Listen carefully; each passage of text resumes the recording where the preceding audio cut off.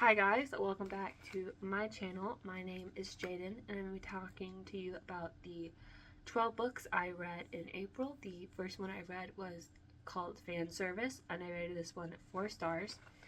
So Devin is an actor who was on the show Arcane Files for multiple years and now he's starting to turn into his character who he was on the show. So his character was a werewolf. He's turning into a werewolf. Alex knows everything about Arcane Files and is surprised when Devin asks for her help. So, Arcane Files is obviously a substitute for the show Supernatural, and Devin is a substitute for Dean in the show. This is a cute little rom-com. The book was a little cheesy at times, but fun. We never actually get a full reason about why Devin turns into a werewolf.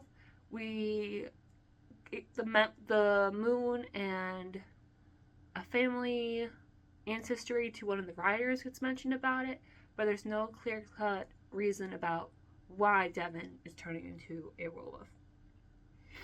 So it left me with more questions. It did have good sex scenes. I wish there was more, especially when Devin becomes submissive to Alex, so the wolf doesn't become dominant. They have to make the wolf submissive, so I wish there was more scenes about that. The submissive part did make me squeal while I was reading. Even though there were nods to Supernatural, these references didn't feel very forced, and I liked how both Alex and Devin grew as people and as a couple in the end. The second book I read was called Love at First Set, and I rated this one 4 stars. So Lizzie gets invited as a +1 to her friend James' sister's wedding, and unknowingly gets the bride to call off the wedding. Now both Cara and Lizzie have to deal with what's next in their life and each other's. So it was a very cute WLW romance, very fast read too, faster in the plot, and we get to know the characters this fast as well. Cara, Gina's mom, is very hypocritical, and I knew exactly how the scene was going to go when they go to dinner. The ultimatum was a very interesting twist, and I'm glad Lizzie got her dream at the end, even though the epilogue wasn't needed. I wish there was more resolution with Lizzie and her mom at the end rather than a couple throwaway lines. The third book I read was A Harvest of Hearts, and I rated this one 4 stars. In a world where harvesting hearts is normal, Foss gets her heart snagged or grabbed when a sorcerer comes to her village and follows him to get her heart back. So it was a cute read. The enemies to lovers in this book was well done, even though both Foss and Sylvester's communication to each other could have been better. The house and the other house's magic was confusing at times, but not that bad. Why they harvest hearts and the actual reason was a good twist, and I liked how both Foss and Sylvester counteract each other. Mixed feelings about the ending, even though it ended really good. It felt more like the author forgot that the book was supposed to be ending and there were a limited amount of pages left, and they're like, oh, I need to wrap this up very fast because there wasn't, in the last 30 pages, the resolution hadn't happened yet, the climax was still climaxing, nothing had been solved yet, and it's like, okay, you have a limited amount of pages left, please hurry up and fix this, because if you don't, it's not going to end very well. The fourth book I read was Lorne, the Man Who Invented Saturday Night Live, and I rated this one 4 stars. So it's a story of how Lorne Michaels created SNL, his life story, history of SNL, and what it's like behind the scenes of a show, the week of a show. So I'm a big fan of SNL, so I really liked the behind the scenes, each different day in the book and what it looks like. The book in the beginning was slow, but once SNL started, I got sucked in. I didn't like how some seasons in the book got glossed over. The first few seasons make sense because they're trying to still figure out the kinks and what works, what doesn't work, And then you got the 5 years Lorne Michaels wasn't there, and it was kind of all messed up. And then we get mentioned to some of the other seasons with like who was in it, who wasn't in it, what happened behind the scenes. But other ones, they just kind of glaze past it and you don't delve deeper into them. They don't get as much attention as some of the others. It was interesting to see how little things along the way Lorne's life later helped him with SNL, especially with the people he met along the way. Very intriguing read for those who want to learn more about SNL and the creation of it. The 5th book I read was Daisy Jones and the Six, and I rated this one 4.5 stars. So it's a story about the fictionalized band Daisy Jones and the Six, and how they came to be and how they broke up. I really liked how the story was written, as it was written in audio transcript form, which made it easy to follow and fast to read, as are most Taylor Jenkins Reid books. The story was easy to get sucked into and was fun. At times, it did feel like there were too many characters to keep track of, and the ending felt rushed, and I felt like it was just trying to wrap up, and it didn't do a very good job of doing it. Billy and Daisy were my favorite characters, but Lorne had some great lines in it as well. I enjoyed myself a lot while reading. The 6th book I read was Out of the Shadows, and I rated this one 3.5 stars. Lenore has been a thief for over a year. When she's adopted by the Allen family, now she has to blend in and make sure her past doesn't come back to get her. The concept of this book is fascinating, as it feels very steampunky, but also feels dystopian in the setting.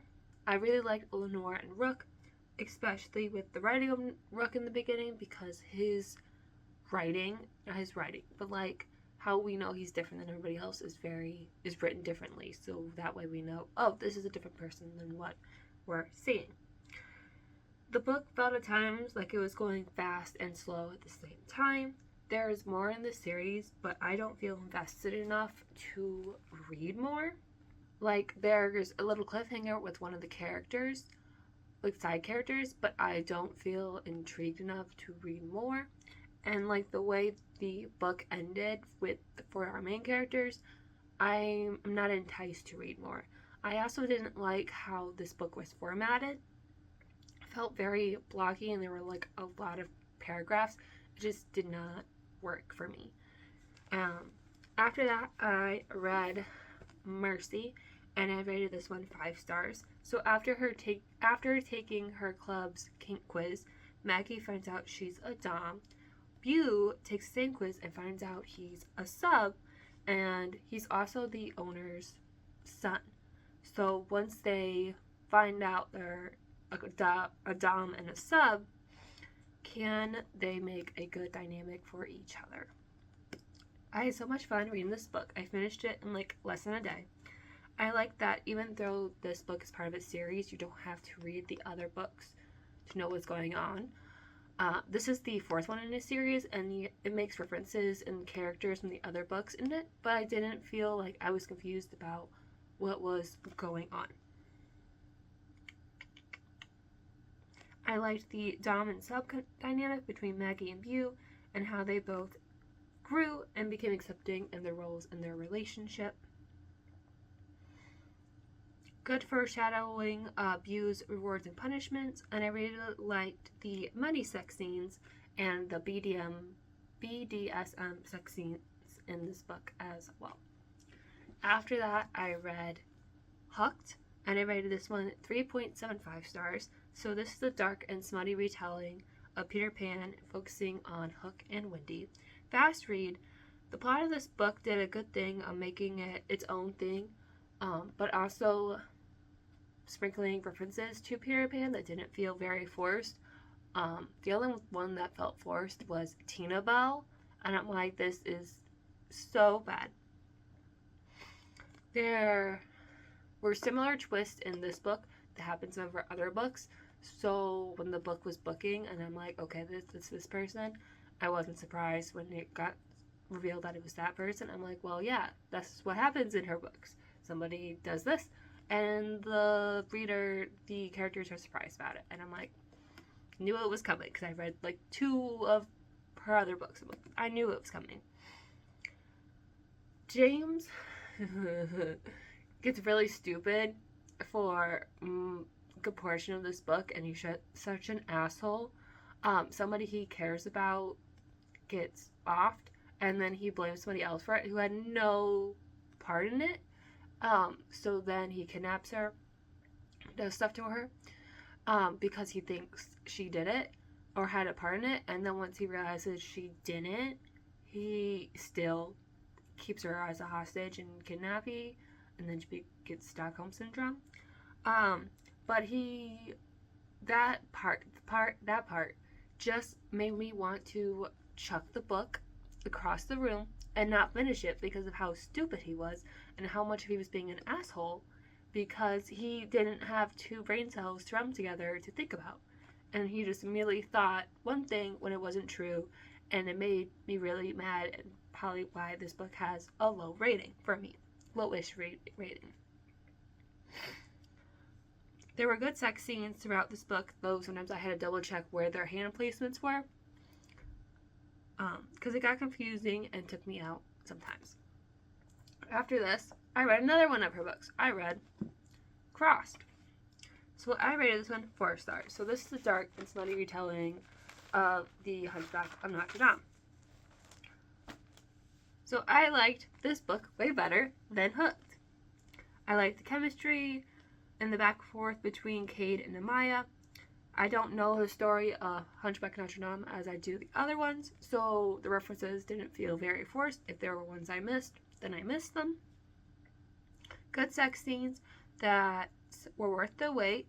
I really liked how in this book, some of the tropes that are in other books, they're not in this one. So I was so excited. I'm like, yes, this person doesn't betray this person. There's no stupid boat.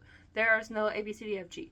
I'm like, I can read this book and none of her tropes are in it. And I really, really liked it. It made it way more enjoyable for me to read.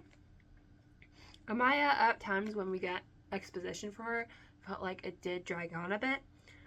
But I didn't ruin my experience. It just felt like it was dragging on at times. The 10th book I read was Enchantra, and I rated this one 4.5 stars. So Genevieve gets sucked into the yearly hunt competition at the Silver Mansion after receiving letters there. Genevieve must marry Rowan to protect herself and survive the hunt from Rowan's siblings. So I haven't read the first book, Phantasma, but you don't have to read Phantasma to read this one. There are references to Phantasma, but it didn't take me out while I was reading this one. And after reading this one, I do want to read Phantasma. Book gave Ready or Not movie vibes. If you've seen that movie, this book definitely gave me those kind of vibes.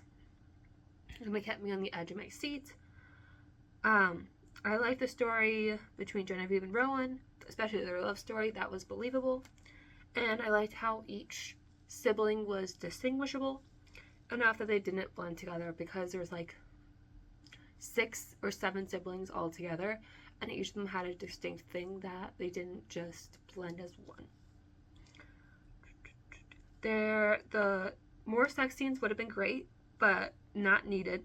Nexus defeat at the end felt kind of rushed, and it made the book end in a way I wasn't expecting. I liked how the book did that, because I wasn't expecting that way for it to end, and it just really worked for me. But it was a good ending nevertheless. The 11th book I read was Serial Killer Support Group, and I rated this one 3 stars. So after her sister Mira is murdered, Sarah infiltrates a serial killer group to see if any of them killed her sister. This book was okay. How it was printed, I didn't like, because it felt very blocky for me to get into. It was also very slow. I did like the individual chapters of each group member in the serial killer group. Thought that was well done. The whodunit and its resolve felt kind of rushed, along with what happens to the other members of the group, and it took me a while to finish. The last book I read was The Word, and I rated this one 4 stars. Alyssa is reunited with her mom after being kidnapped and raised in a cult by her dad for the past 9 years. Now she has to live normally while grappling with what her and the cult did to her / taught her. So it was a short book, finished it in less than a day. Book switches back and forth with chapters concerning her time with the cult, living with her dad on the street and in a house with her brother, and living with her mom. It makes it confusing sometimes to know where we are as a reader, as it just skips randomly throughout time. I liked Alyssa's journey throughout, but at the end she just seemed kind of unreliable, because what we learn at the end and how she acted in the beginning don't make sense with the information we're giving. So it just makes her just seem very unreliable. Overall, it was a good read. So those were the 12 books I read in April. If you have any recommendations for what I should read in May, let me know down below. Otherwise, I'll see you next month. Bye.